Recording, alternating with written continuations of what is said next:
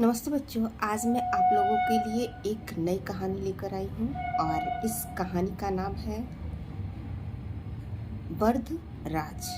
मंदबुद्धि बर्दराज। यह बालक बहुत ही कमज़ोर था पढ़ने लिखने में। वह विद्यालय जाता था लेकिन उसकी पढ़ने लिखने में मन नहीं लगता था। उसकी जो बुद्धि स्तर था वह बहुत ही कम था। विद्यालय में सब उसे मंदबुद्धि बर्दराज कहते थे। उसके गुरुजन भी उससे नाराज़ रहते थे और वह पढ़ने में बहुत ज़्यादा कमज़ोर होने के कारण उसका कक्षा में प्रदर्शन भी बहुत ही खराब रहता था। बच्चे उसका हमेशा मजाक उड़ाया करते थे।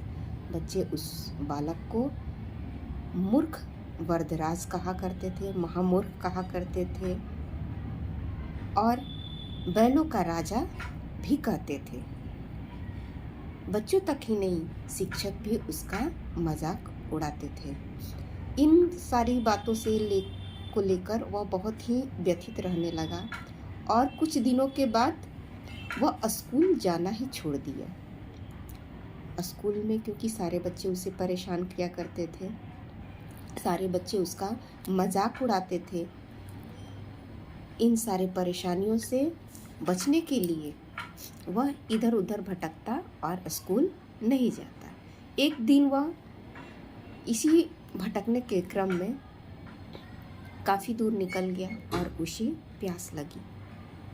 तब वह पानी की तलाश में एक कुएं के पास गया और कुएं के पास जा कर के अपनी प्यास बुझाता है। प्यास बुझाने के बाद वह थक जाता है, इसलिए उसी कुएं के पास बैठ जाता है। बैठने के बाद वह देखता है कि जिस कुएं से पानी निकाला जा रहा है तो वहाँ पे उस रस्सी से एक ही जगह रगड़ खाने की वजह से वहाँ निशान पड़ गया। तब वह सोचता है कि एक इतना कोमल रस्सी की वजह से निशान, पत्थर पर निशान पड़ गया, तो मैं बार बार पढ़ाई करूँगा तो क्यों नहीं मैं भी सीख जाऊँगा, मैं भी तेज हो जाऊँगा, मुझे भी पढ़ने आ जाएगा। वह यही सोच करके फिर स्कूल जाने के लिए तैयार हो गया और मन में कठोर निश्चय किया कि अब मैं स्कूल जाऊँगा और पढ़ाई करूँगा। इसी निश्चय के साथ वह स्कूल जाता है और सभी लोग उसके इस निश्चय से खुश होते हैं और वह धीरे धीरे मेहनत करना शुरू कर देता है।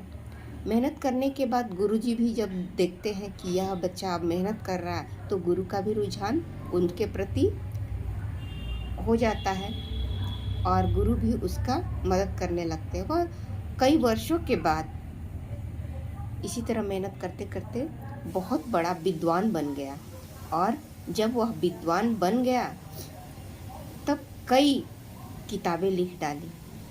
और बच्चों, यही बर्दराज जो है आगे चल करके